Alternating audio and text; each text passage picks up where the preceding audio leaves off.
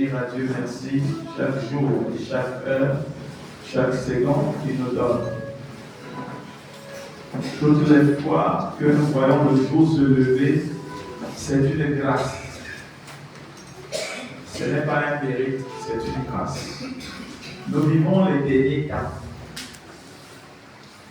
Et si nous croyons que ce qui arrive aux autres, c'est parce qu'ils ont trop péché, nous nous trompons. Les autres ne meurent pas parce qu'ils ont trop péché. Les autres meurent parce que les temps sont mauvais. Et nous sommes à la fin des temps. Et chacun doit se poser la question si Jésus revient maintenant. Quel est le bilan de ma vie? La vie ne s'arrête pas sur la terre. La terre est un passage qui nous permet de préparer notre vie au-delà de la mort. Nous sommes là pour préparer une vie. Parce que sur la terre, il n'y a pas de vie. Parce que une vie qui finit par se taire n'est pas une vie. Il y a une vie qui ne se taire point. C'est la vie éternelle. Et c'est à cela que nous devons fixer nos yeux. Peu importe tout ce que nous pouvons avoir sur la terre, nous allons le laisser. Peu importe ce que nous avons fait sur la terre, nous allons l'abandonner. La seule chose qui ne va pas nous laisser, c'est nos caractères, c'est nos comportements, c'est tout ce que nous avons fait qui va nous accompagner et qui nous donnera la direction soit de l'enfer, soit du paradis. L'enfer et le paradis est une vérité et même une réalité. Ce ne sont pas des choses qui sont fausses. Parce que s'il y a le bien, il y a le mal.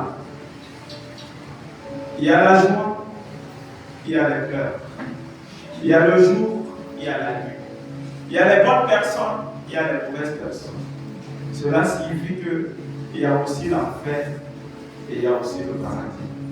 Si dans le monde, les êtres humains ont pensé qu'il faut faire une prison pour les méchants et les garder là-bas, ça veut dire que Dieu aussi a pensé que lorsque nous serons plus dans cette ville, il y a ceux qui sont méchants, il y a un endroit où on doit les garder. Alors tu prépares ta vie après la mort pendant que tu es sur terre.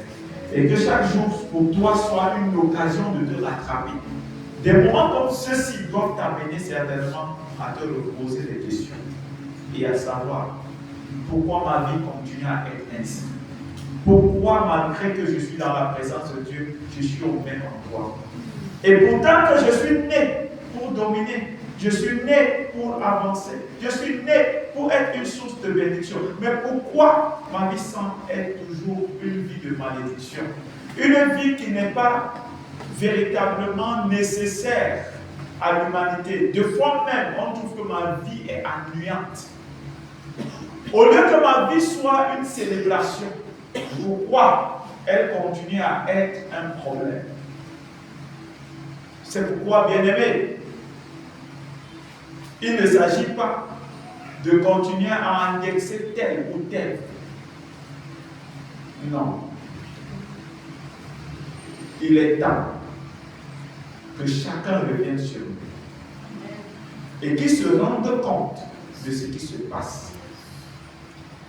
Car le moment est venu pour que tu te révoltes contre toi-même.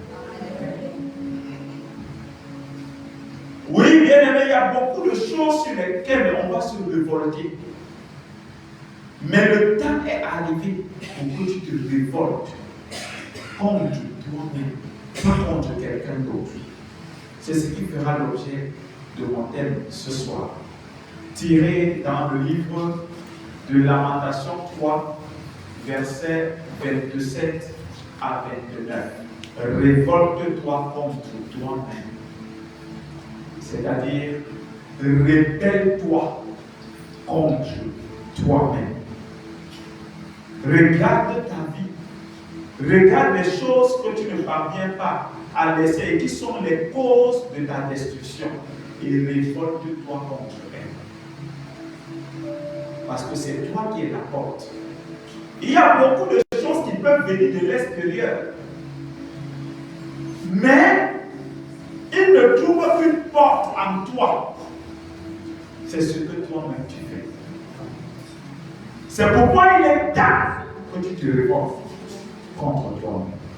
Pour cette première lecture, je vous en prie, c'est le livre de Lamentation, chapitre 3, verset 37. Je vous en prie. 37 à 39.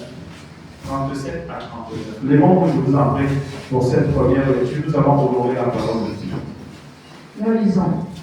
Lamentation 3, 37 à 39, il est écrit. Qui dira qu'une chose arrive sans que le Seigneur l'ait ordonné? N'est-ce pas de la volonté du Très-Haut que viennent les maux et les biens? Pourquoi l'homme vivant se plaindrait-il que chacun se plaigne de ses propres péchés? Gloire à Jésus. Amen. Asseyons. Nous devons passer au niveau supérieur. Nous devons passer à une autre dimension. Nous devons monter afin d'arriver au sommet de la montagne. Car nous ne voulons pas seulement être bénis, mais nous voulons être des sources de bénédiction. Et pour être une source de bénédiction, ça ne se passe pas au pied de la montagne, ça se passe au sommet de la montagne. C'est pour monter donc et arriver au sommet de la montagne, il faut automatiquement se débarrasser de certaines choses. Il faut automatiquement se libérer de certaines choses. Il faut automatiquement se détacher de certaines choses. S'il y a certaines choses qui ne se détachent pas de toi, tu ne peux pas monter. Parce qu'à chaque fois que tu peux monter, il y a ton caractère qui te retient. Il y a ta mauvaise vie qui te retient. Il y a tes mauvaises pensées qui te retiennent. Il y a ton mauvais cœur qui te retient. Il y a la jalousie qui te retient. Il y a la médisance qui te retient. Il y a tellement de choses qui te retiennent et qui refusent que tu montes. Et pour que tu puisses donc te détacher de ces choses, il faut que tu te révoltes contre toi-même. Nous avons dit que c'est une année divine. Cela signifie que Dieu est le maître de tout ce qui se passe en cette année. Que ce soit en bien, que ce soit en mal. Et je vous ai dit qu'en cette année, beaucoup d'orgueilleux vont tomber. Beaucoup d'orgueilleux. La plupart même de ceux qui vont mourir seront des orgueilleux. Parce qu'ils vont refuser de se soumettre à la parole de Dieu. De se soumettre aux instructions divines. Voici ce que je dis. Qui dira qu'une chose arrive sans que le Seigneur l'ait ordonné? N'est-ce pas de la volonté du Très-Haut que viennent les maux et les biens? Pourquoi l'homme vivant se plaindrait-il que chacun se plaigne de ses propres péchés?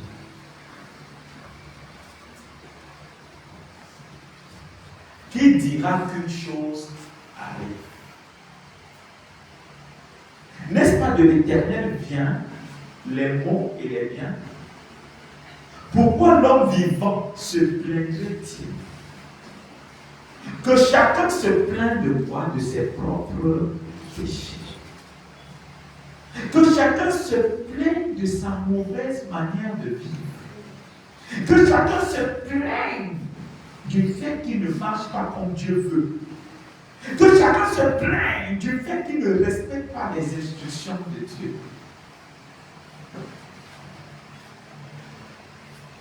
Il n'est pas question aujourd'hui de se révolter contre le sorcier.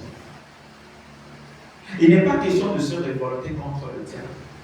Il est question d'abord de se révolter contre nous-mêmes, contre ce qui nous empêche de grandir, contre ce qui nous empêche d'être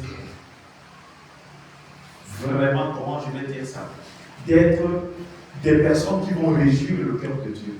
À chaque fois, le cœur de Dieu est triste. Pourquoi? Parce que nos comportements, notre façon de vivre chaque jour, chaque seconde, nous offensons Dieu, nous attristons le cœur de Dieu. Comment monter à une autre dimension? Comment passer au niveau supérieur si le cœur de Dieu est attristé. Le signe qui montre que le cœur devient attristé, c'est tout simplement parce que tu es sur place. Et un autre signe qui montre que le cœur devient attristé, c'est que bien que tu es béni, tu rentres à la même position. Il est temps que chacun de nous rentre en lui-même. Beaucoup de personnes ont été délivrées depuis très longtemps des démons. Les esprits des eaux, les esprits de vol, les esprits de femmes, les esprits de sorcellerie. Beaucoup de chrétiens ont été délivrés de ces choses depuis. Mais ce qui les retient captifs, c'est leurs habitudes. En d'autres termes, leur caractère continue à les tenir en captivité. Le vrai homme fort de leur vie, c'est leur caractère. Je vous dis que beaucoup de chrétiens, dans les assemblées, dans les églises du Seigneur Jésus-Christ, sont délivrés depuis. Ils sont délivrés depuis des démons. Ils sont délivrés depuis des esprits des eaux. On peut continuer à voir l'esprit des eaux se manifester, mais en réalité, l'esprit des eaux prend la force sur ton mauvais caractère.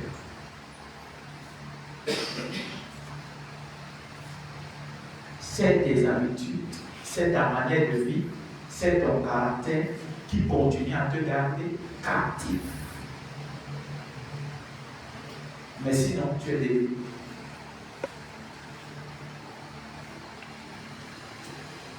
Si tu as laissé que toi-même, tu sois une pierre d'achoppement pour ta propre vie, bien aimé, écoute-moi, même si les gens t'entraînent, tu as un choix. Même si les gens te conduisent dans ce qui est mauvais, tu as un choix. Tu as le choix d'accepter ou de ne pas accepter. Tu as le choix de prendre la route qu'on te propose ou de ne pas prendre. La parole de Dieu nous dit, dans le livre de Psaume 1, heureux l'homme qui ne marche pas selon les conseils des méchants, qui ne s'arrête pas sur la voie des pécheurs, mais qui trouve son plaisir dans la parole de Dieu et qui la médite jour et nuit. Il est comme un arbre planté auprès des eaux, qui donne son fruit à son temps et à sa saison. Vous le savez bien, une personne qui donne de l'attention pour la parole de Dieu et qui prend cette parole pour chaque jour voir si sa vie est en étroite collaboration avec la parole de Dieu, si sa vie est un avec la parole de Dieu. Parce que pour que la parole agisse, il faut l'union entre toi et elle. Ce n'est pas la prière qui agit, mais c'est la puissance qui est cachée derrière la prière qui agit. Et cette puissance est déclenchée par l'union entre toi et la parole. Et d'où on dit tu crois. Croire veut dire tu es d'accord. Tu es d'accord avec ce que Dieu dit. Et tu te mets en union avec cela. Et c'est ça qui donne la puissance. Et c'est cette puissance qui délivre. Alors, bien aimé, nous allons ouvrir nos Bibles dans le livre de Galates, chapitre 5, versets 16 à 17. Nous allons comprendre où la vraie guerre se trouve. La guerre est-elle avec le sorcier ou avec toi-même. C'est premièrement avec toi-même avant d'être avec le sorcier. Parce que lorsque tu te mets en colère, tu as un choix. La parole de Dieu dit que Caïn s'est mis en colère contre son frère. Dieu est venu lui dire que le péché se couche à ta porte, mais tu peux le tourner. Mais Caïn a quand même décidé de tuer son frère. Et il y a les Caïns de cette génération qui ont le choix de ne pas faire ce qui est mal, mais choisissent quand même de le faire. C'est pourquoi, bien aimé, notre véritable guerre, c'est avec nous-mêmes. Si on gagne la guerre contre nous-mêmes, nous gagnerons toutes les guerres. Nous gagnerons toutes les challenges. Nous gagnerons tous les combats. Si tu peux te maîtriser, ça veut dire que tu peux maîtriser le démon. Si tu peux te maîtriser face à quelqu'un qui t'a énervé, tu peux maîtriser le démon. Tu peux se lever pour fermer tes portes, pour fermer, ou alors pour nuire à ta vie, pour nuire à ta destinée. Tu peux le maîtriser. Mais quand tu ne peux pas te maîtriser, tu ne peux rien maîtriser. Oui. Galates 5, verset 16 à 17. Galates 5, 16 à 17, il est écrit. Oui. J'ai dit donc, marchez selon l'esprit. Marcher selon l'esprit. C'est ça notre vraie bataille. Notre vraie bataille n'est pas de marcher selon nous. Selon nous, c'est selon la chair. Marcher selon l'esprit est une bataille et c'est un choix de chaque jour. Marcher selon l'esprit, c'est une bataille de tout le temps. Chaque jour où tu te lèves, soit tu marches en esprit, soit tu marches dans la chair. Chaque jour, ce choix est devant nous. Tu peux marcher en esprit aujourd'hui, demain tu marches dans la chair. Ce n'est pas une histoire où parce que tu es pasteur, parce que tu es ancien, parce que tu es diacre, parce que tu es enfant de Dieu. Chaque jour tu es éprouvé. Soit tu fais le choix de bien faire, soit tu fais le choix de faire mal. Tu fais le choix de mal faire. Continue. Et vous n'accomplirez pas les désirs de la chair. Alors si tu choisis de marcher selon l'esprit, tu n'accompliras pas les désirs de la chair. Parce que ta concentration sera sur les choses de l'esprit. Sur le livre de Colossiens chapitre 3, verset 1. Il dit, si je vis, ce n'est plus moi qui vis, mais c'est le Christ qui vit en moi, parce que moi-même je suis mort. Parce que tant que la bataille entre toi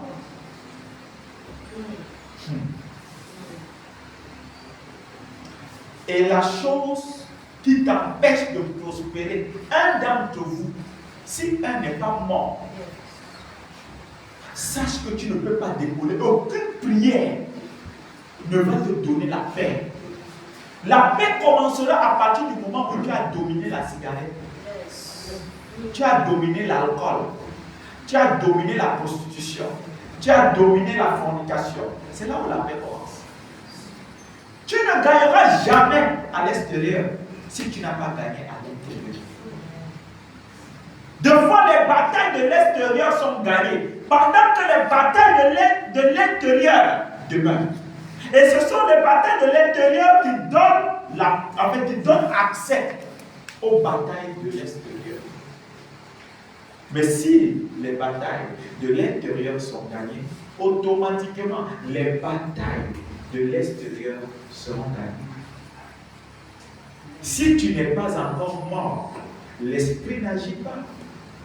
Dans le livre de Romains chapitre 8 verset 11, il dit, si l'esprit qui habite, l'esprit qui a resté Jésus d'entre les morts, habite en vous, automatiquement il va rendre vos corps mortels vivants. Il va ressusciter vos corps mortels. Ça veut dire que pour que l'esprit descende quelque part, il doit se rendre compte que la mort de ton corps, de ta chair, est déjà établi.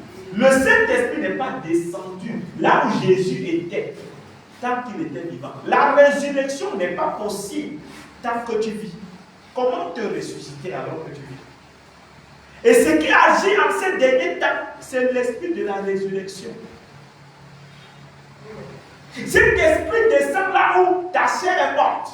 Si ta chair vit, cet esprit va s'abstenir à venir là où tu es. Parce que tu continues à vivre.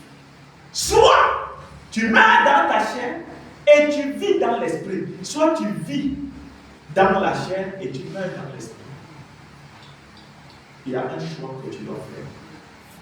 Verset 17. Verset 17. Oui. Car la chair a des désirs contraires à ceux de l'esprit. La chair a les désirs contraires à ceux de l'esprit. Cela signifie que la chair a ses désirs. L'esprit a ses désirs. Et la parole de Dieu nous dit que le corps est le temple de quoi? Saint-Esprit. Ça veut dire quoi? Dans notre corps qui est mauvais là, dans notre chair qui est mauvaise là, c'est là où l'Esprit de Dieu réside. Maintenant, la chair a ses désirs, l'Esprit a ses désirs, et les deux cohabitent dans le même lieu. Maintenant, l'autre veut aller à gauche, l'autre veut aller à droite. Maintenant, là que tu es, dois faire le choix. Soit tu choisis la voie de l'Esprit, soit tu choisis la voie de la chair. Soit tu choisis tes désirs, soit tu choisis les désirs de Dieu. Beaucoup ont choisi leurs désirs et recherchent Dieu pour mieux accomplir leurs désirs. Écoute-moi bien. Le fait de vouloir un enfant, le fait de vouloir le travail, le fait de vouloir le visa, le fait de vouloir la santé, ce sont tes désirs. Ce sont tes désirs. Ce ne sont pas les désirs de Dieu. Ah, dis-moi en quoi ça concerne Dieu quand tu es ensemble. Dieu lui-même dit, je souhaite que tu sois en bonne santé. Donc c'est ça le souhait de Dieu pour toi. Mais Dieu ne gagne rien dedans.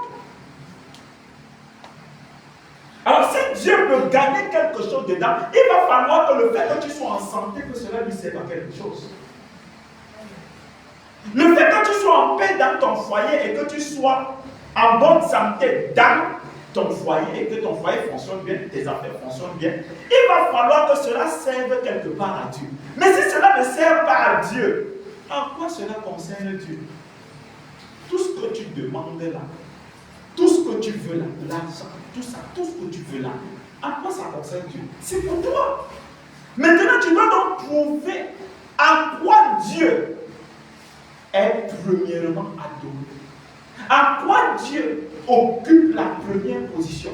En quoi Dieu est maître avant toutes ces choses? Aujourd'hui, nous adorons Dieu, mais d'une manière renversée. Nos désirs sont des appâts pour attirer Dieu. Mais ce n'est pas Dieu qui vient avec nos désirs. C'est différent. C'est-à-dire que nous venons à Dieu pour des choses que nous voulons. Nous le voulons pour ce que nous avons besoin. Mais dès lors où nous avons ce que nous voulons, nous n'avons plus besoin de lui. Et la preuve se manifeste dans notre façon de faire, dans notre façon de vivre.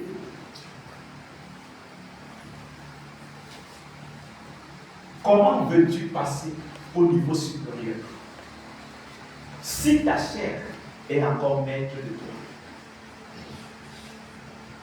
Si tu es facilement emporté par des petites choses. Moi j'appelle ça les petites choses. Les choses peuvent arriver. La colère, beaucoup de choses peuvent arriver. Beaucoup de choses chaque jour nous énervent. Le monde dans lequel nous sommes est un monde qui passe son temps à trouver un moyen pour vous énerver. Nous devons aussi trouver un moyen pour ne pas être énervé.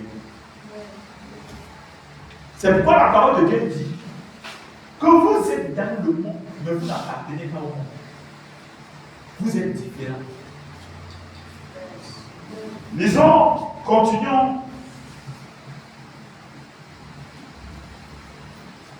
Car la chair a des désirs contraires à ceux de l'esprit, et l'esprit en a des contraires à ceux de la chair. Yes. Ils sont opposés entre eux, Ils sont quoi? Opposés entre eux. Ils sont opposés.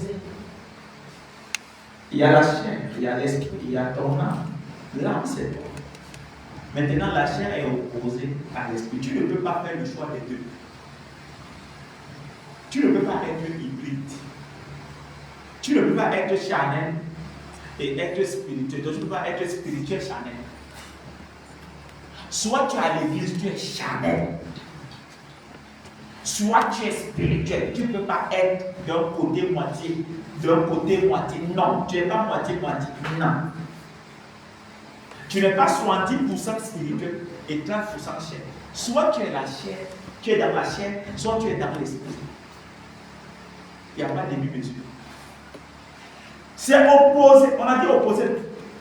Soit tu es de l'autre côté, soit tu es de l'autre côté. Maintenant, c'est une bagarre. Parce que pendant que tu vas du côté de l'esprit, le côté de la chair te tire.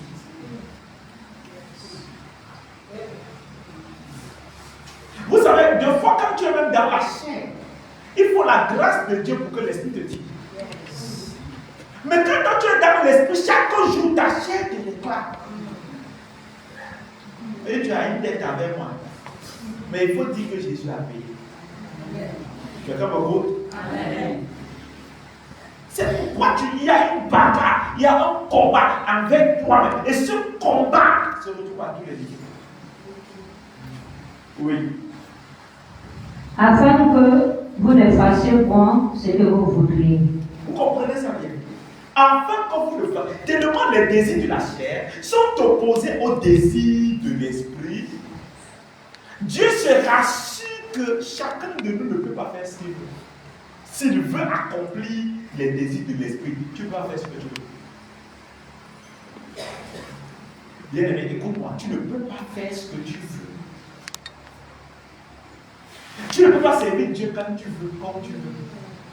Tu vas venir à l'église comme tu veux, comme tu veux. Tu ne peux pas lui donner, tu ne peux pas décider qu'aujourd'hui tu lui donnes, demain tu ne lui donnes pas. Tu ne peux pas décider aujourd'hui que demain, aujourd'hui tu donnes la dîme, demain tu ne lui donnes pas. Tu ne fais pas ce que tu veux. Tu fais ce que lui veut. Soit tu fais ce qu'il veut, soit tu fais ce que toi tu veux. Et ce que tu veux, ce sont les désirs de la chair.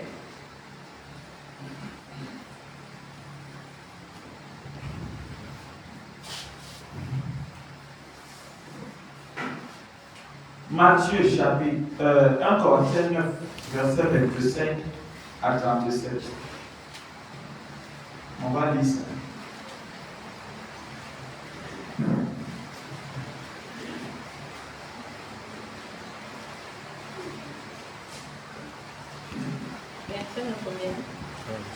Matthieu chapitre 26, verset 1 Corinthiens 9, verset 25 à 37. À 27, pardon. À 27. 1 Corinthiens. Oui.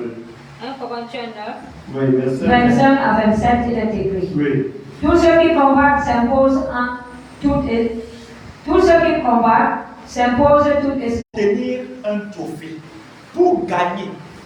Ceux qui sont les athlètes sont obligés de s'imposer une discipline. Ça veut dire que ce n'est pas la magie qui gagne, par exemple, la Coupe du Monde. Ce n'est pas la magie. C'est que les gens se sont préparés d'abord. Avant la conjoncture, et nous là, on ne s'impose pas une discipline. Comment veux-tu réussir? Alors que tu n'as aucune discipline de ta vie, comment veux-tu passer d'un niveau à un autre? Alors que tu n'as pas établi une discipline de vie. Comment? C'est pas possible. Vous savez, nous pouvons demander des choses, mais ces choses sont incompatibles. Nous pouvons appeler des choses, quand elles viennent, elles constatent que nous-mêmes, on n'est pas prêts. C'est pourquoi il est question, même dans le monde, on sait que quand il faut aller à la compétition pour gagner un trophée, on s'abstient de beaucoup de choses.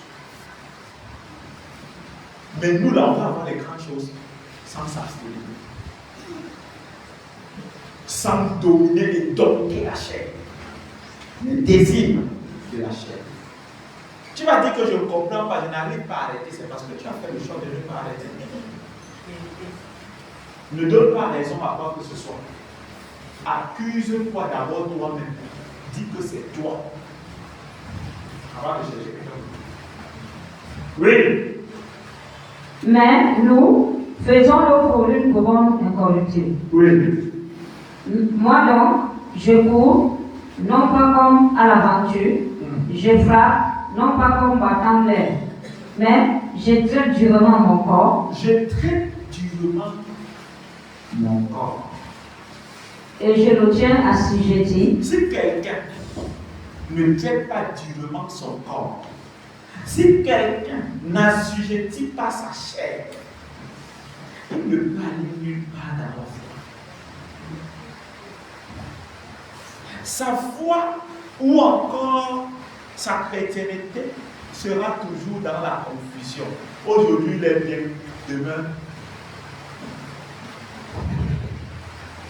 Parce que le mélange de l'eau propre et de l'eau sale forme l'eau sale. Tant que tu n'as pas assujetti ta chair, tu n'as pas assujetti ici ton corps, tu n'as pas traité dur. Quand tu traitais dur ton corps, ça veut dire que tu restes des moments. Tout ce que ton corps veut, tu ne lui donnes pas. Ton corps va toujours te faire des demandes. Mais lève-toi, tu dis que aujourd'hui, je ne te donne pas ça. J'aime bien faire ça. Il y a des choses que tu aimes, non? Ce n'est pas un péché de les aimer. Mais la dépendance de ces choses devient un péché. Tu ne dois plus dépendre de quelque chose. Que tout le temps tu dois être dans ça. Tant que tu n'es pas dans ça, tu n'es pas calme. Peut-être en le faisant, ce n'est pas un péché. Tu n'avais pas dit que c'est un péché. Mais le fait que tu sois esclave de ça devient un péché. Le problème de Dieu, ce n'est pas que tu aimes la nourriture. Non, le problème de Dieu, ce n'est pas que tu manges. C'est que tu commences à aimer la nourriture plus que lui. Le problème de Dieu, ce n'est pas que tu bois. C'est que tu commences à aimer la boisson plus que lui. Tout ce que tu es en train de faire et qui prend la place de Dieu dans ta vie te pose des problèmes. Ce n'est pas Satan qui te pose des problèmes. C'est qu'il y a quelqu'un qui vient prendre la place de Dieu, qui veut s'approprier de la place de Dieu dans ta vie. Aucune personne n'a ce droit. Aucun pasteur, aucun évêque, aucune personne ne prend la place de Dieu dans ta vie. Tout le monde passe par Dieu pour agir dans ta vie. C'est pourquoi la première personne que tu dois avoir dans ta vie, c'est Jésus. Et c'est non négociable. Personne ne doit chercher à occuper cette place. Et personne ne peut même occuper cette place. Même pas ton mari, même pas ta femme, même pas ton frère, même pas ton père, même pas ta soeur, personne.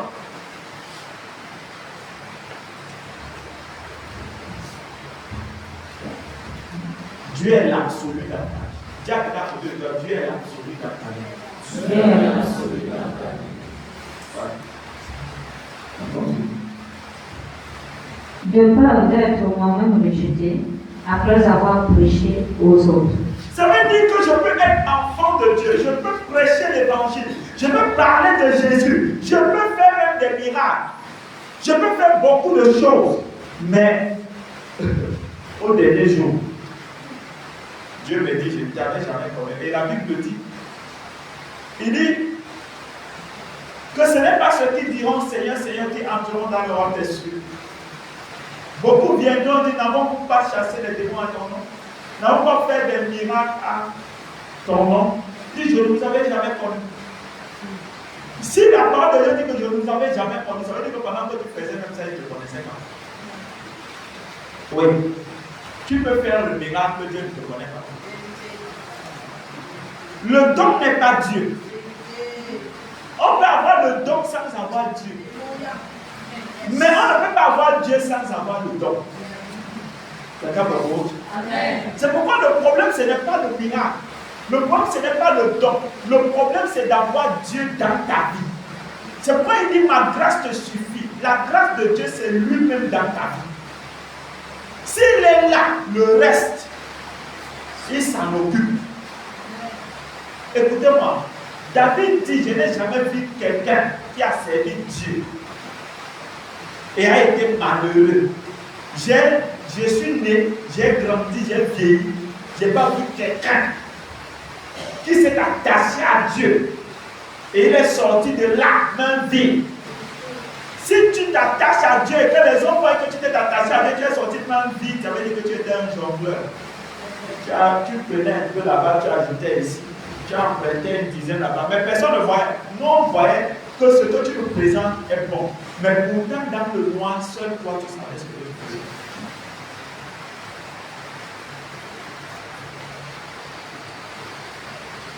L'affaire de la foi, l'affaire de la puissance, l'affaire de l'onction. Écoutez-moi bien, c'est Dieu qui donne ça. C'est pourquoi il faut chercher Dieu et non l'onction. C'est pourquoi il faut chercher ici la parole de Dieu qui nous transforme et non ce qu'elle nous donne. C'est comme le compte. Parce que si tu as ce que produit la parole et que tu n'as pas la parole, sache une chose, c'est que ce que la parole t'a donné sans avoir la parole va te quitter.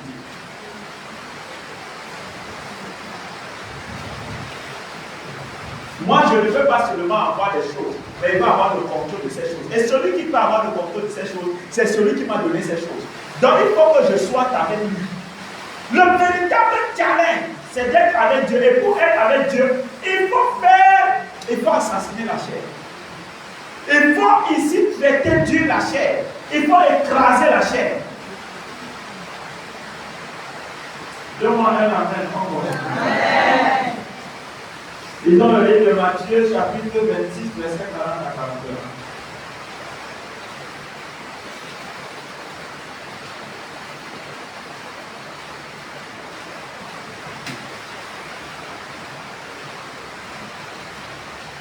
Matthieu 26, Oui. verset 40 à 41, il est écrit. Yes.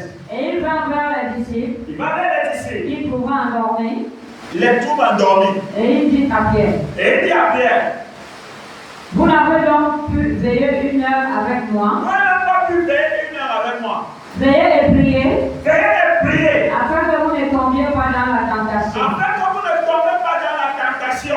L'esprit est bien disposé, La raison pour laquelle on prie,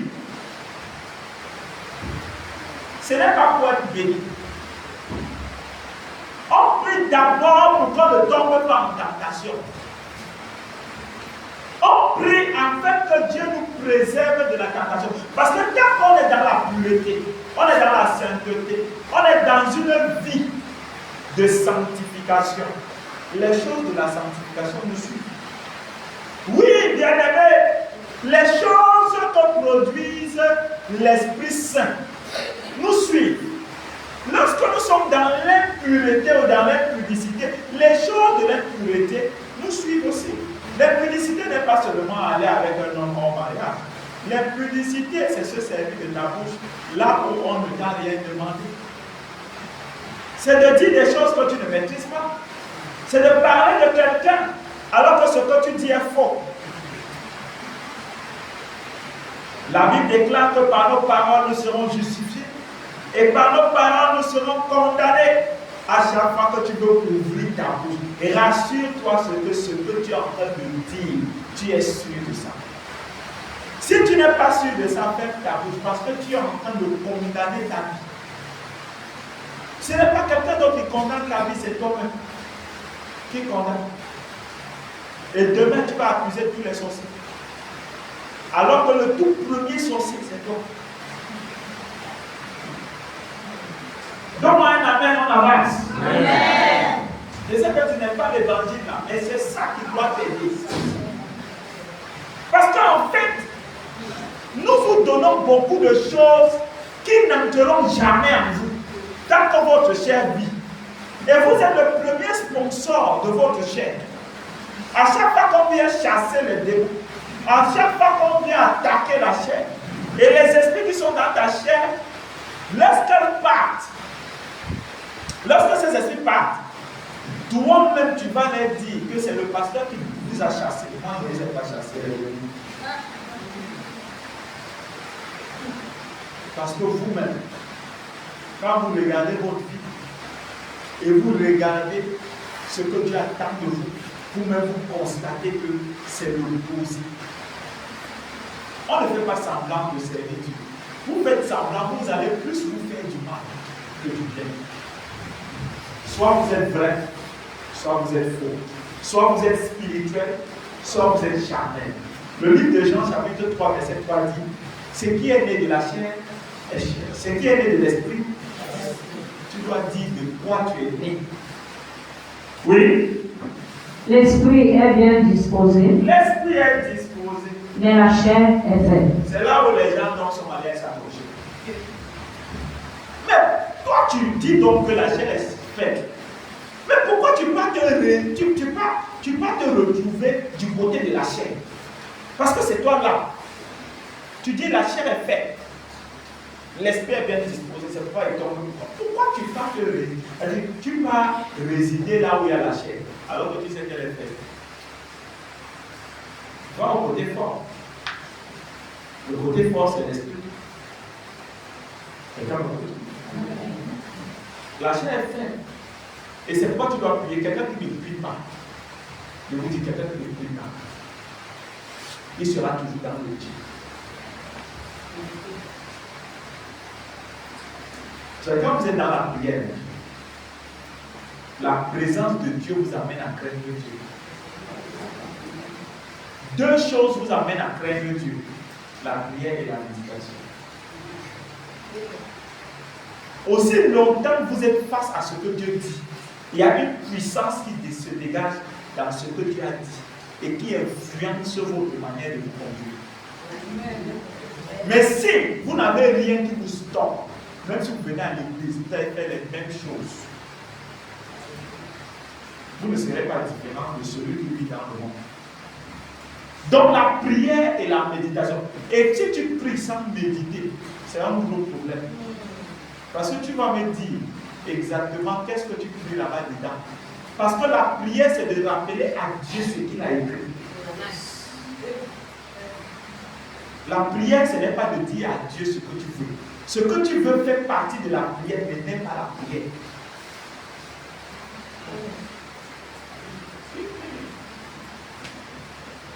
Voilà comment Jésus dit. Voilà ce que Jésus dit à ses apôtres.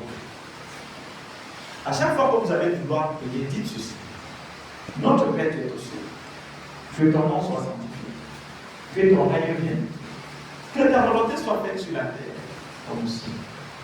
Donne-nous aujourd'hui notre pain de ce jour. Ça, c'est ta demande. Depuis que j'ai commencé à citer le nom du Père, tu as constaté que ta demande n'est qu'au niveau où donne-nous notre pain de ce jour. Donc, dans les éléments qui constituent la prière, il n'y a qu'un seul élément qui constitue ce que tu veux. Les autres choses, c'est ce que Dieu veut. Pardonne nos offenses comme nous pardonnons à ceux qui nous ont offensés. Dieu te veut pur. Dieu te veut. En fait, Dieu te veut comme cette personne qui doit pardonner pour être aussi pardonné. Donc, ce que tu veux fait partie de la prière, mais n'est pas la prière parce que il y a tellement d'éléments qui entrent dans la prière, qui doivent te garder en forme, qui doivent te garder pur, qui doivent te garder sanctifié, qui doivent te garder purifié. Parce que quiconque s'approche de Dieu doit croire qu'il existe et il est le rémunérateur de tous les biens. Et chacun de nous doit savoir que le Dieu que nous servons est un Dieu juste. Et sa justice ne fait point d'acception de personne. Ça veut dire quoi? Si je suis chrétien, je fais du mal à quelqu'un qui n'est pas chrétien, Dieu va me punir. Dieu ne regarde pas que celui-là est un païen. Et il n'est pas avec moi. Comme je lui ai fait du mal, pour cette raison, Dieu ne va pas me punir parce que c'est un païen. Tu fais du mal à quelqu'un qui ne croit pas en Dieu, Dieu te punit.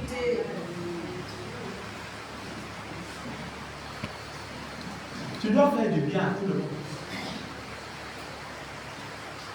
Alors Dieu est juste.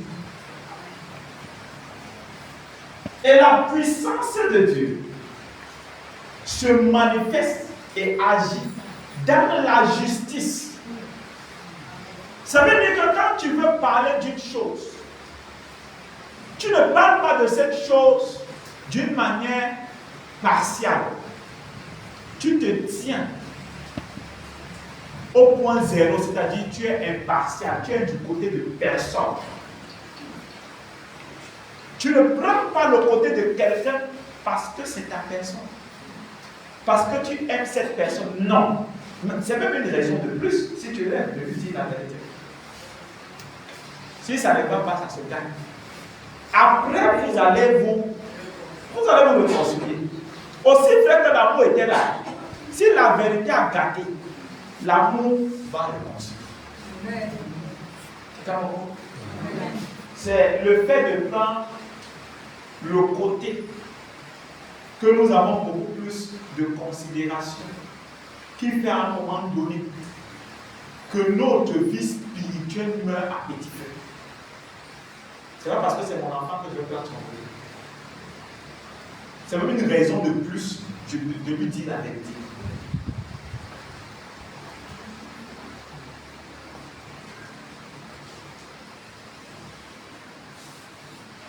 Vous savez, il y a des gens qui vont se tenir sur certaines choses pour essayer de manipuler votre esprit ou de vouloir vous amener hors de la volonté de Dieu. Je suis quand même ta femme. Je suis quand même ton ami. Et puis quoi? Tu es ma femme et puis quoi? Avant que tu ne viennes, tu m'as trouvé dans un principe de vie. Tu ne peux pas changer ça. Tu es ma femme. Et c'est même une raison pour laquelle tu dois être d'abord. Tu dois être sur les voies plus que tout le monde.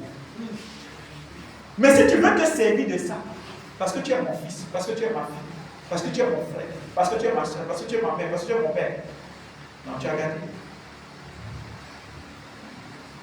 Pourquoi? Parce que ces choses sur lesquelles on s'appuie pour manipuler sont des choses de foi qui nous font tomber.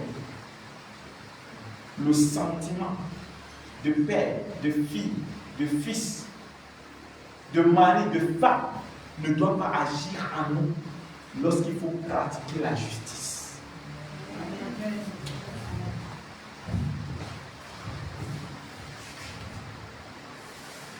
Gloire à Jésus. Ce qui continue à nous retenir dans les chaînes. Je dis bien que ce qui continue à nous retenir dans les chaînes, ce ne sont pas les démons de nos familles.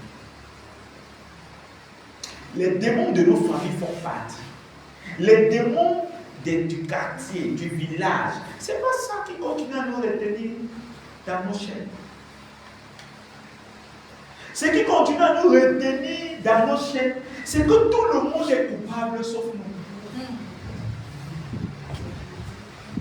Tout le monde est coupable de notre échec. Tout le monde est coupable de ce qui nous a arrivé, sauf nous. Notre responsabilité n'est pas là-dedans. Et vous savez, l'échec c'est comme l'eau. Si vous fermez l'eau partout et que vous laissez juste une petite, je vais dire un petit trou, un tout petit que vous-même vous ne voyez pas, l'eau va commencer à sortir par là. Si vous voyez que tout le monde est coupable de votre échec, oh, votre maman ne vous a pas donné ceci. Oh, votre papa ne vous a pas donné ceci. Oh, votre ceci ne vous a pas donné ceci. Oh, vous n'êtes pas aimé. Oh, vous n'êtes pas ceci. Ce n'est pas un problème. C'est que toutes ces personnes doivent t'aimer. Mais ils peuvent arriver qu'ils ne t'aiment pas. Ils peuvent t'arriver qu'ils t'abandonnent. Mais prends tes responsabilités en main. Lève-toi et cesse de plénicher. Et vois en quoi toi-même, tu as contribué à l'échec dans lequel tu te retrouves. Tant que tu n'as pas vu en quoi tu es responsable de ton échec, tu resteras dans l'échec. Oh, j'ai échoué le probatoire parce que le professeur ne m'aime pas. Parce que l'établissement là n'enseigne pas bien. Oh, parce qu'en réalité, vraiment, nous n'avons pas eu tous les cours. Écoute-moi bien. Tout ce que tu vas donner comme raison, si tu ne vois pas là où toi-même tu es la cause, les mêmes causes vont produire les mêmes effets. Si nous continuons dans les mêmes problèmes, dans les mêmes chaînes, en accusant les autres, sans voir en quoi nous sommes responsables, nous allons nous mêler dans les mêmes. Et pour faire un bon diagnostic, demande que le check-up commence d'abord par toi-même.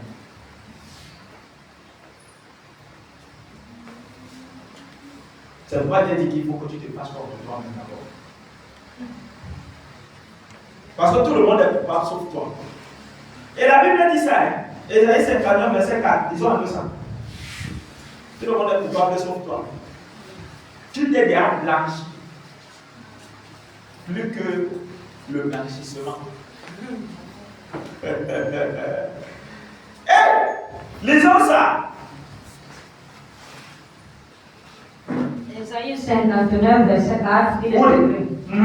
Nul ne se plaint avec justice. Nul ne se plaint avec justice. Vous savez, de l'expérience que j'ai pu avoir dans mes petits 18-19 ans en tant que pasteur. En tant que le meneur d'ordre, j'ai remarqué une chose. C'est que lorsque quelqu'un vient se plaindre, il ne dit pas d'abord ce qu'il a fait.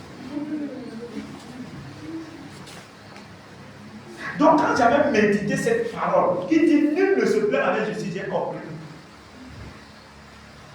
Voilà d'abord ce qu'on a fait. Voilà ce qu'on a fait. Voilà. Si par malheur on pose la question à la personne, qu'est-ce que toi tu fais? Moi je n'ai rien fait. Peu importe comment nous allons résoudre ce problème, tout ce que nous allons faire pour que ce problème s'arrête, il ne va jamais s'arrêter. Parce que toi, tu ne reconnais pas en quoi toi-même tu as été un problème. Nul ne se plaint avec justice, oui. Nul ne plaît avec droiture. Nul ne plaît avec droiture. Il s'appuie sur des choses vaines. Ils s'appuient sur des choses Et vaines. disent des faussetés. Et disent des faussetés. Ils conçoivent le mal. Ils conçoivent le mal. Et inventent le crime. Quand nous voulons dire quelque chose, nous allons d'abord nous blanchir. Parce que je ne sais pas, lorsque vous allez vers quelqu'un pour lui expliquer un problème, comment voulez-vous qu'il vous aide? Si vous ne lui avez pas dit vous-même, là où vous êtes tombé, vous savez, l'avocat ne peut que vous défendre si vous lui dites la vérité. Même s'il faut vous sortir de la situation, il faut qu'il sache ce que vous avez fait. Mais lorsqu'on vient plaider, on vient se défendre, on ne dit jamais ce qu'on a fait. On dit ce que l'autre a fait. Mais c'est vrai que peut-être l'autre même a tort. Mais ça peut être que c'est toi-même qui as provoqué ça.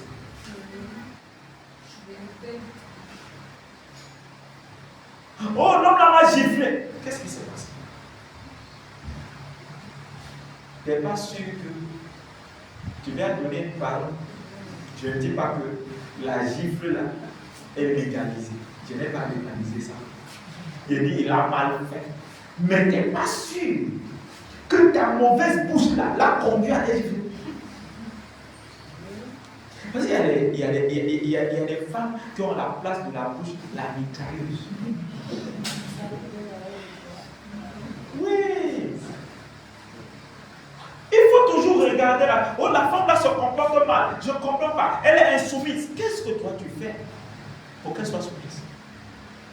De fois, certains comportements des autres ne sont que des conséquences de ce que nous faisons. Quelqu'un est bien, il n'est pas mauvais. Mais tout ce que tu fais commence à changer sa tête. Il est là bien, naïf. Lui t'aime comme ça. Il ne veut pas les problèmes. Chaque fois qu'il y a un problème, il cherche à arranger. Quand tu crois que c'est une faiblesse. Mais tu ne sais pas que tu es en train d'allumer le feu. Là où toi tu es couché. Faites attention aux personnes qui n'aiment pas les problèmes. Parce que c'est des vrais sacs à problèmes. Quelqu'un à qui tu cherches des problèmes, il fuit. Quelqu'un à qui tu cherches à le réveiller. Là où il était mort depuis. C'est-à-dire que mort dans la bagarre, mort dans la mauvaise bouche. Tu cherches à le réveiller, il fuit. Pardon, laisse-le. Parce que ceux qui fuient les problèmes sont des sacs à problèmes. C'est pourquoi ils n'aiment pas les problèmes. Parce que quand pour eux commence, ça ne finit pas. Il va te chercher pendant même 1 an. Vous allez faire les problèmes.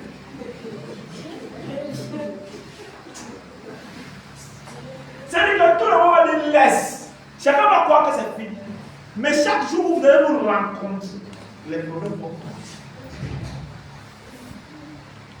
Vous savez, des gens qui évitent les problèmes, des gens qui n'aiment pas les problèmes, des gens qui ne veulent pas. Vous savez, quand vous voyez quelqu'un prendre des décisions strictes et ne plus revenir, des personnes qui prennent des décisions strictes, la plupart des temps, ce sont des personnes qui supportent énormément.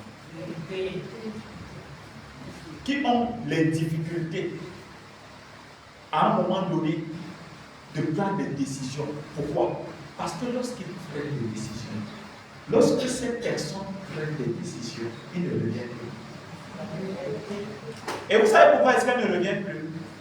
Parce qu'elles ont vu leur mort. Parce que tant que la personne qui résiste là, il ne prend pas les décisions, on lui fait tout, il est là, on fait tout, il est là. Il supporte, il supporte, il supporte. Quand la personne là voit que c'est ma mort, la personne là ne fuit que quand elle a vu sa mort. Quand tu vois ta mort, c'est cette force qui lui donne, en fait, c'est cette chose qui lui donne la force que, hey, donc si je continue, il va mourir.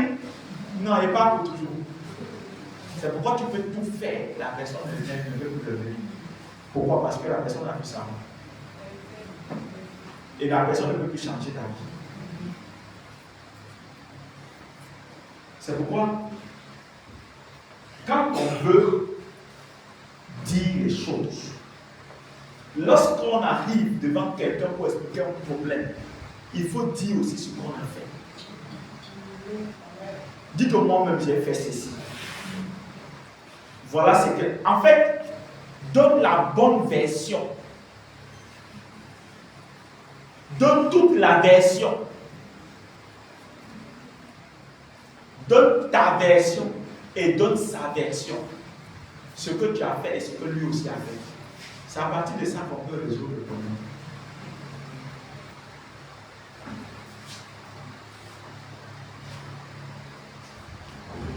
Alléluia. Alors, lisons le livre de Luc 18, versets 9 à 14. Allons-y rapidement, nous allons bientôt produire. Luc 18, 9 à 14, il est écrit. Qu'est-ce que la parole de Dieu nous dit?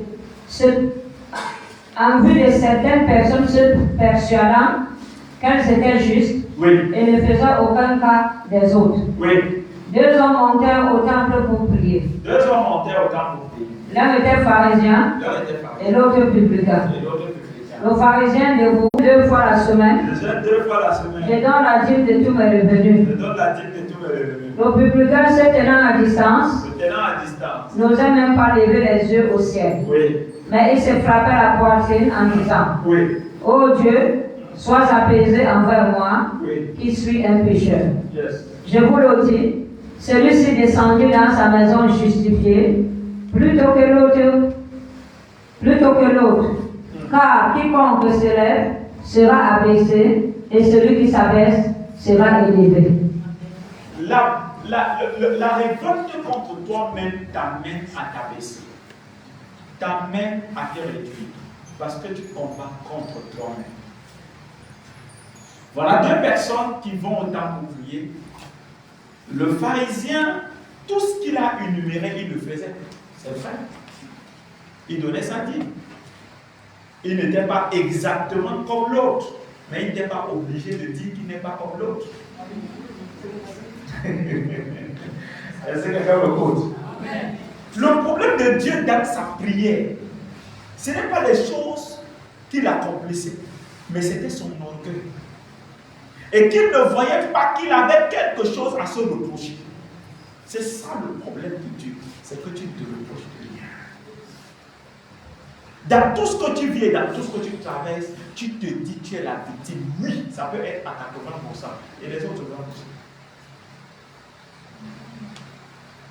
On n'est jamais victime à 100%. Même à 2%. Tu peux être victime à 98%. Le fait même que toi-même, tu t'en vas donner tes mains là, on va t'attacher. Hein? Tu es la cause. Mais attends, on ne t'a pas appelé là-bas, toi, tu es parti. C'est comme le mot. Ça veut dire qu'en fait, comme tu es allé entrer dans un mariage, on ne t'a pas lié le corps, la tête et les pieds pour entrer là-bas. Maintenant, on commence à te chouer le peuple. Là-bas. C'est vrai, celui qui fait ça n'est pas en train de faire. À 99%, il fait ce qui est mauvais. Mais à 1%, c'est toi qui es parti. À chaque fois que Dieu veut casser, tu arranges. À chaque fois que Dieu veut casser, tu arranges. Vous savez, on n'arrangera jamais ce qu'on ne peut pas arranger. Tant que le fondement n'est pas la vérité et la justice, tant que le fondement n'est pas ce qui est vrai, si ta relation là, au fond là, n'est pas bonne, si ce n'est pas établi dans la vérité et la lumière, arrange ça comme tu peux. Essaye chaque fois qu'un mur se fissure, tu cimentes. Ne te gêne pas. Toi-même, tu vas finir par prendre la mancette, tu vas casser. Parce que tu vas te rendre compte que tu avais tout. Tu avais tout fait, mais sauf bâtir.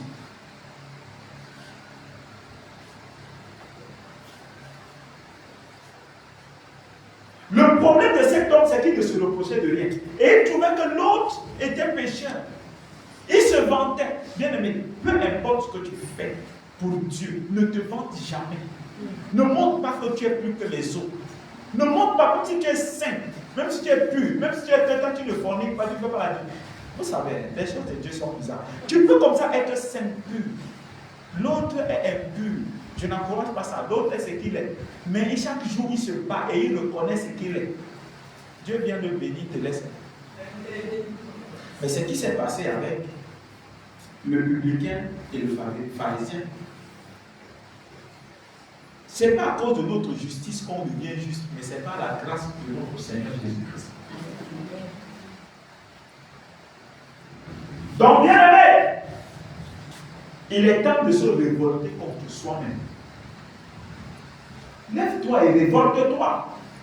Révolte-toi contre toi-même. La guerre que tu as, c'est contre toi-même. Ce n'est pas avec quelqu'un. Alléluia. Amen. Cesse de voir ce qu'on t'a fait. Le vrai problème de beaucoup, c'est qu'ils rentrent dans ce qu'on leur a fait. On t'a fait ça, ça fait quoi? Pourquoi restes-tu dedans? Pourquoi demeures-tu dedans? On t'a fait, tu ne cesses de te victimiser. Reste comme ça, tu dis maintenant, il est temps de sortir de là. On t'a fait et personne ne va effacer ça. On t'a trahi, personne ne va effacer ça. Lève-toi et continue. Hein, tu ne dis pas amen. Okay. Continue à rester là-bas. Non, on va toujours prier là où il faut que tu sortes. Parce que depuis là, on prie. Là où on t'attaque. Mais toi, tu es dedans. Dans ce que toi, on t'a fait. Toujours, tu es en train de te plaindre. On m'a fait ci, on m'a fait, on ne m'aime pas. Tu es obligé aux gens de te. On ne me respecte pas. Tu es obligé aux gens de te respecter. Avance avec Dieu. Ils vont te respecter, veux ou pas. Amen. quand Dieu t'a béni. Même les frères de Joseph. Ce n'est pas parce qu'ils ont voulu se procéder devant Joseph. C'est que la situation leur a imposé. Impose les gens à te respecter. C'est tout. Ne cherche pas le respect. Avance avec Dieu. Travaille. Dieu et continue à évoluer. Cesse de rester dans ce qu'on t'a fait. Cesse de rester dans ça. Gloire à Jésus. Amen. Cesse de voir ce qu'on t'a fait et ce que les autres font de mal. Mais révolte-toi contre toi-même. Parce qu'il y a des gens qui ont deux problèmes. Soit ils sont dans ce qu'on leur a fait, soit ils sont dans ce que les gens font. Tu vois, comment c'est un pasteur qui agit comme ça? Toi-même qui es là, tu agis comment? Comment c'est telle personne qui agit comme ça? Normalement, tu ne dois pas agir comme ça. Normalement, non, bien aimé, rentre dans toi-même, cesse de voir ce qu'on t'a fait et ce que les autres font. Ce qui amène le Congo à l'église, c'est qu'on regarde ce que les autres font.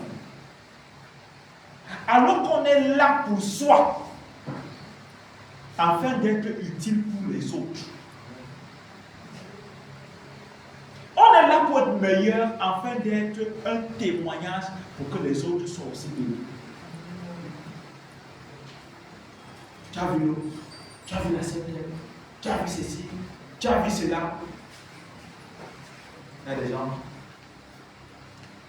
ils ont raté leur carrière dans le domaine de la foi. Et ils sont devenus, à un moment donné, des personnes qui ne savent pas quoi faire. Parce que quand quelqu'un devient, je vais dire ça comment? C'est-à-dire que tu deviens, à un moment donné, c'est-à-dire que tu n'es pas dans l'action, tu n'es pas dans le travail. Tu es là juste pour regarder ce que les autres font. Jamais et jamais, cette personne ne peut prospérer. Parce que ce qui sera dans sa bouche, c'est le nom des autres.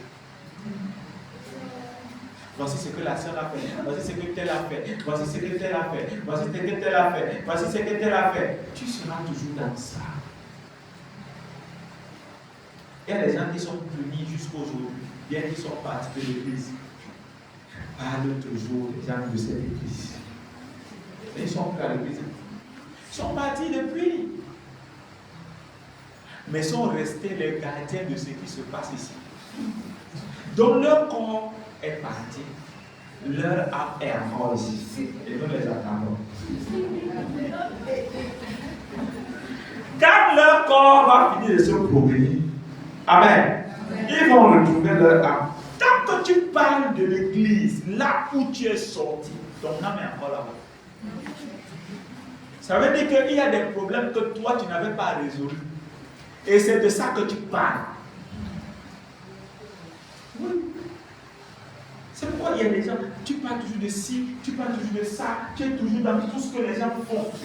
Alors que toi-même, tu dois te lever et tu regardes, qu'est-ce que je fais?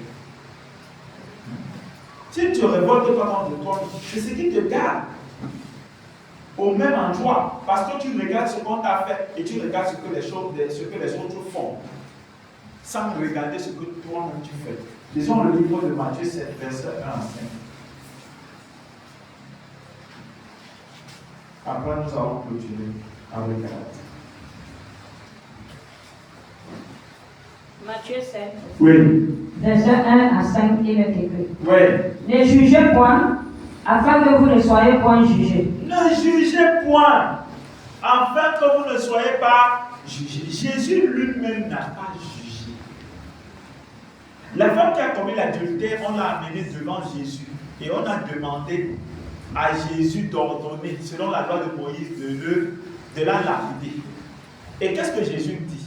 Dit à toutes ces personnes-là que celui qui n'a jamais péché, prenne la première pierre et jette sur la femme.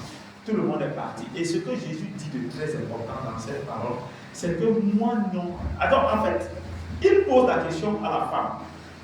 Tous ceux qui te condamnaient sont où? La femme dit que je ne les vois plus. Il dit non plus moi je ne te condamne plus. Va et me pêche et ne peur que pire t'arrive. les gens, là où tu juges les gens, sache que toi, tu es passé dans ça. Si tu ne fais plus ça, tu avais quand même séjourné là-bas. Les fornicateurs comme ça, les gens qui commettent l'adultère comme ça, tu étais passé là-bas. Tu es ancien client. Si aujourd'hui, tu n'es plus là-bas, rends gloire à Dieu du fait qu'il t'a délivré. Mais ne continue pas à juger les autres. Parce que toi, tu n'es pas sorti de là-bas parce que tu étais fort. Tu es sorti de là-bas parce que Dieu t'a fait grâce. Dieu a fait tout même pour réparer ta situation là, pour qu'elle ne soit pas catastrophique. Un ancien client qui se moque des nouveaux clients. Au lieu de prier que c'est un aide-les comme tu m'as aidé. Oui. Car on vous jugera du jugement dont vous jugez. On vous jugera du jugement que vous jugez. Donc là, tu te mets à juger là. Sache que c'est comme ça qu'on va te juger. Comme tu condamnes là, c'est comme ça qu'on va te condamner. Oui. Et l'on vous mesurera avec la mesure dont vous vous mesurez. Oui. Pourquoi vois-tu la paille qui est dans l'œil de ton frère et n'aperçois-tu pas la poudre qui est dans ton œil? Ou comment peux-tu dire à ton frère, laisse-moi ôter une paille de ton œil, toi qui as une poudre dans le tien? Hypocrite, ôte premièrement la poudre de ton œil, Oui. et alors tu verras comment ôter la paille de l'œil de ton frère. Parce qu'il est là. Bon, maintenant, il y a certaines personnes qui se sont appuyées dans ça pour dire que laisse-moi, c'est Dieu qui va me juger. C'est Dieu qui va te juger, comme tu as dit. Parce que te donner la parole de Dieu, ce n'est pas te juger. Te dire que voici ce que Dieu dit par rapport à ce que tu es en train de faire n'est pas te juger, c'est la parole qui te juge. Maintenant, en nous-mêmes, pendant que nous disons que voici ce que Dieu a dit, nous ne devons pas avoir la haine contre la personne. Parce que quand tu commences à avoir la haine, parce que la personne fait ces choses, à un moment donné, tu ne gagneras jamais cette personne. Tu dois avoir la paix et tu dois avoir l'amour pour que tu gagnes un jour cette personne. Parce qu'il n'y a que le diable qu'on ne gagne pas et les enfants du diable. C'est ceux qui ne vont jamais se repentir. Mais ceux qui se sont égarés, un jour peuvent être gagnés. Il faut d'abord les aimer. Dieu ne nous a pas aimés parce que nous l'avons aimé. Dieu nous a aimés dans la situation dans laquelle nous étions. C'est-à-dire dans le péché, il nous a aimés. C'est-à-dire que pour que tu sois quelqu'un de quelque part, il faut d'abord l'aimer. Regarde toi-même ton enfant. Tu l'as jeté parce qu'il était tout. Tu l'as jeté parce qu'il est bandit. Tout le monde peut jeter l'enfant là, sauf la mère de l'enfant là. La mère de l'enfant là sait que mon fils est un bandit, mon fils est un voleur, mon fils est un criminel. Mais le jour où on veut le tuer, sa mère se lève et dit que c'est mon enfant. Regardez ça. Alléluia. Donc, bien-aimés, apprenons par la grâce de Dieu à nous révoltant contre nous-mêmes. Et au lieu de regarder trop ce que les autres font, concentre-toi dans ce que tu n'es pas encore affermi. Et sois affermi. Et là, tu sauras mieux aider les autres à s'affermir. Vous savez, pour celui qui a été réellement affranchi, vous savez quoi? Il a de la compassion. Parce qu'il sait comment lui-même s'est battu par la grâce de Dieu pour s'en sortir. Il verra que vraiment c'est pas facile de sortir entre les griffes de telles choses. Et il aura de la compassion. Mais celui qui se bat encore, il n'est pas encore sorti et fait semblant qu'il est sorti, c'est lui qui a la haine. Parce que lui aussi voulait se mettre à ta place. Tu as la haine contre ceux qui boivent et saoulent. Parce que toi, ça te dérange du fait que toi tu ne bois pas. Ça t'énerve. Parce que tu vois les gens qui vont en boîte. Tu leur dis, vois ces gens-là, ils sont perdus. Tu bavardes beaucoup parce que toi, tu veux aller là-bas. Tu veux aller là-bas, mais les yeux et les oreilles qui ont entendu et vu comment tu as dit Jésus est mon Seigneur, c'est ça qui t'a fait ça.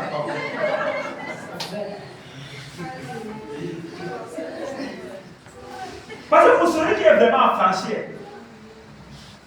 même lorsqu'il voit quelqu'un dans une chose, il ne peut pas le condamner. Il a plutôt de la compassion pour cette personne au lieu de la haine. Donc, il va toujours voir Seigneur. Et il dit que chacun, celui qui se croit debout, qu'il fasse attention.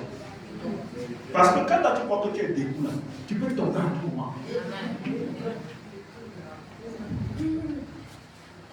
Donc, sache que de la mesure avec laquelle tu vas te servir pour les autres, c'est avec ça qu'on va se servir pour toi. Tout ce que tu aimerais que les hommes fassent pour toi, sois d'abord prêt à le faire. Si tu ne peux pas faire quelque chose pour quelqu'un, ne le réclame pas. Parce que beaucoup ont été méchants, c'est pourquoi leur méchanceté leur ont suivi. En fait, les gens n'accomplissent que ce que tu fais dans la vie des autres.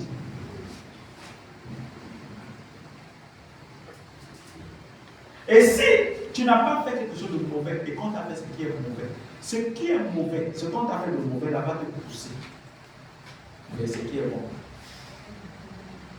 Si tu as fait du bien et qu'on t'a rendu du mal, le mal qu'on te fait va te pousser vers ce qui est bien. Mais si tu as fait du mal, on va te faire du mal et ça va te pousser vers le pire.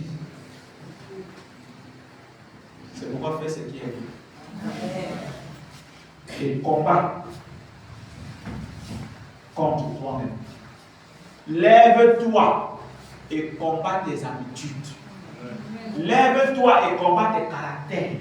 Lève-toi et combat ta colère.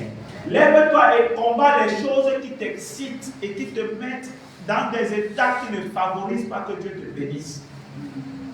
À l'instant, on vient de te parler, à l'instant, une occasion se présente, tu tombes même.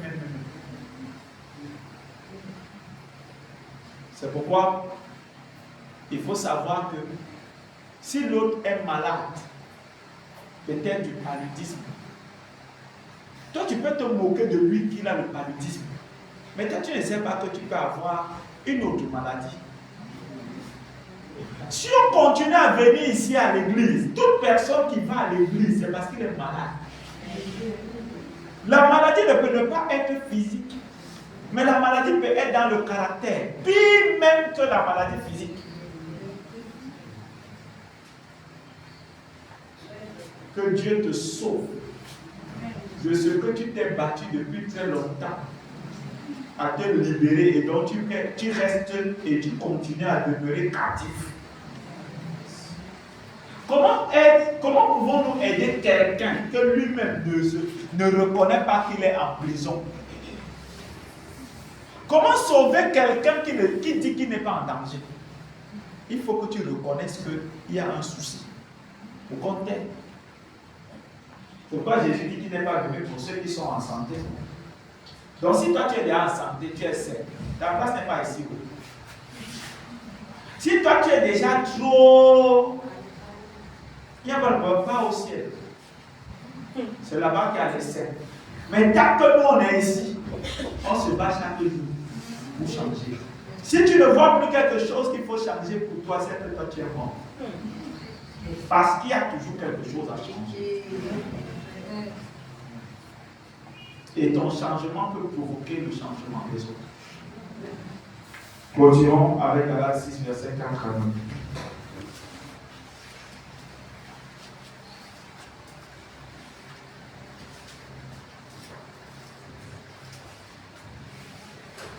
Galates 6. 4 à 20, il est écrit. 4 à 9. 4 à 9, il est écrit. Oui. Que chacun examine ses propres œuvres. Que chacun examine ses propres œuvres. Que chacun ne commence à regarder l'autre a fait comment. L'autre a fait comment. Qu'est-ce que l'autre fait? Laisse que l'autre fait. Non. Que chacun examine quoi? Ses propres œuvres. Oui. Et alors il aura sujet de se glorifier pour lui seul il aura sujet de se glorifier pour lui seul. et non par rapport à autrui. Et non par rapport à autrui. Car chacun portera son propre fardeau. Hein? Chacun portera son propre fardeau. Ça veut dire qu'il y a un fardeau que personne ne porte pour toi. En fait, la parole de Dieu ne se contredit pas.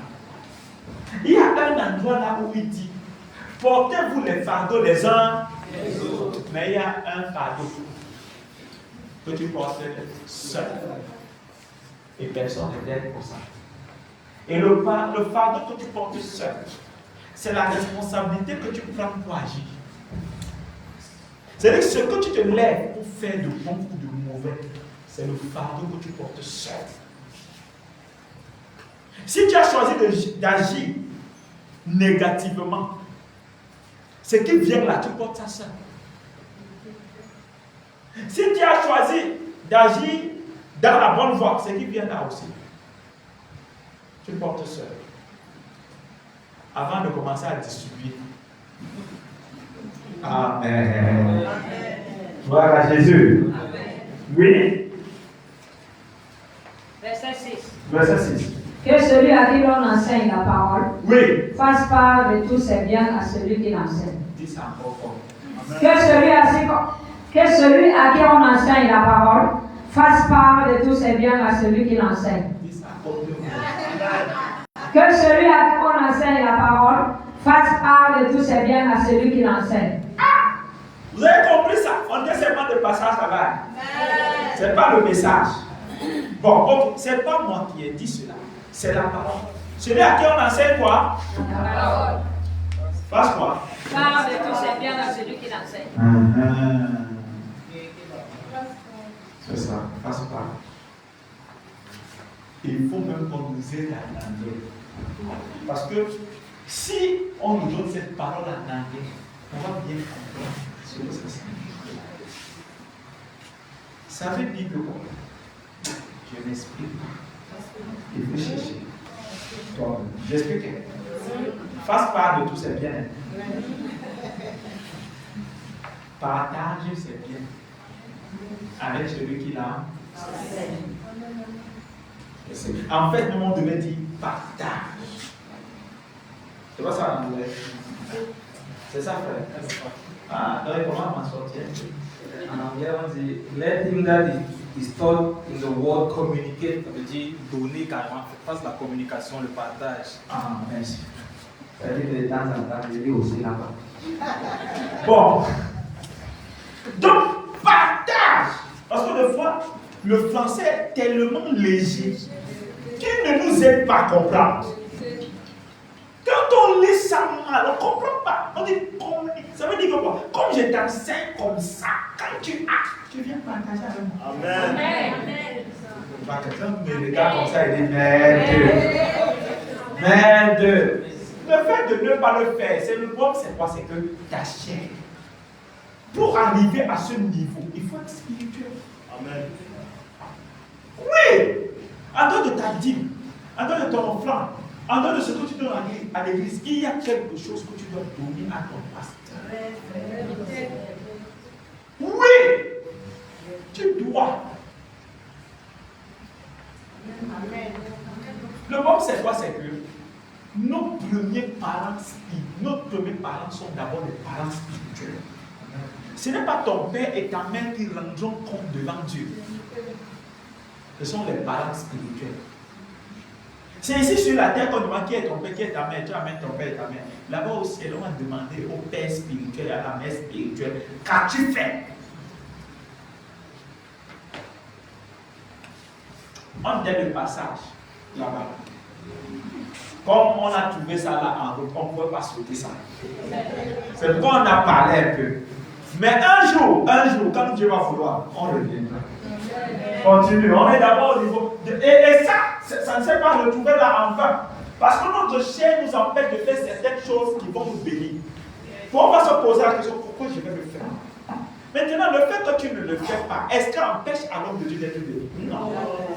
Comme Dieu sera toujours béni, c'est un privilège de bénir ton pasteur. Ok. Il y a quelque chose que j'ai essayé de regarder, d'observer.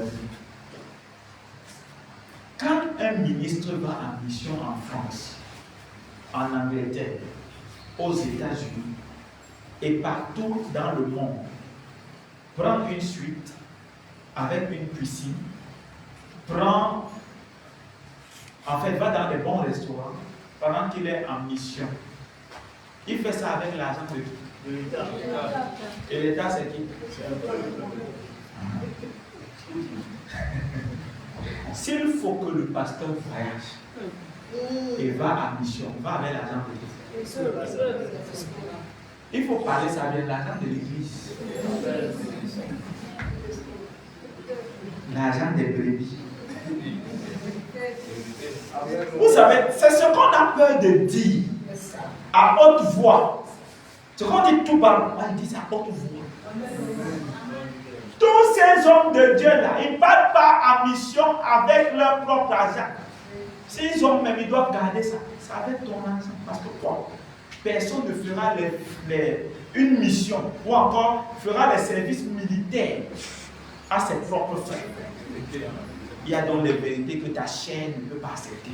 Il y a les vérités que quand ta chair écoute ça, tu dis pourquoi? C'est mon argent. Garde ton argent. Tu gardes aussi tes problèmes.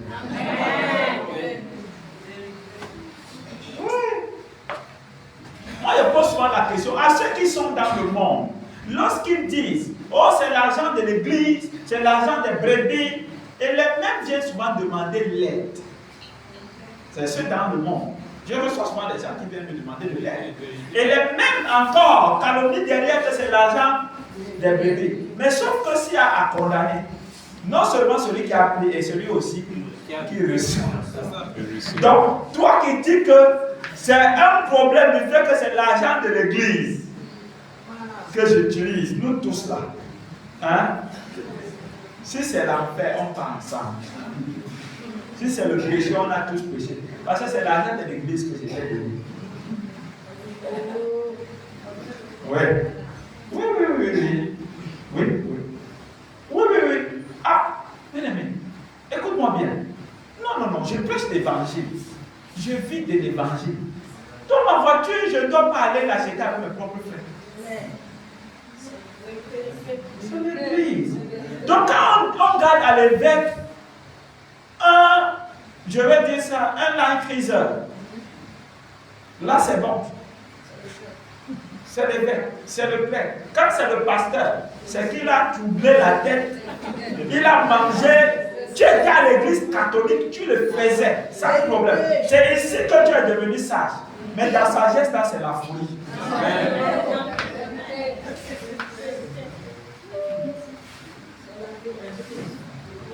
Donc, vraiment, on passait seulement. C'est que ça nous retient seulement. Parce que de toutes les façons, ça a un lien avec ce que nous disons. Vous savez, quand on dit que, vous savez, c'est le pasteur qui doit vivre mal, selon le monde. C'est le pasteur qui doit être misérable. C'est le pasteur qui doit être pauvre. C'est le pasteur qui doit être, tant que sa saucisse ne s'est pas penchée, il ne sert pas Dieu. Je refuse le pastorat là. Je refuse le genre de service là. Je ne peux pas quitter un enfer. Et on me dit qu'il y a le paradis. Et je continue à vivre l'enfer. C'est pas possible. Je prie pour toi, tu réussis, je réussis. Je prie pour toi, tu es milliardaire, je suis aussi milliardaire. Je prie pour que tes enfants réussissent. Mes enfants aussi doivent réussir. La tomate là, ça ne va pas seulement être rouge sur ton comptoir. Ça doit être de tous les côtés.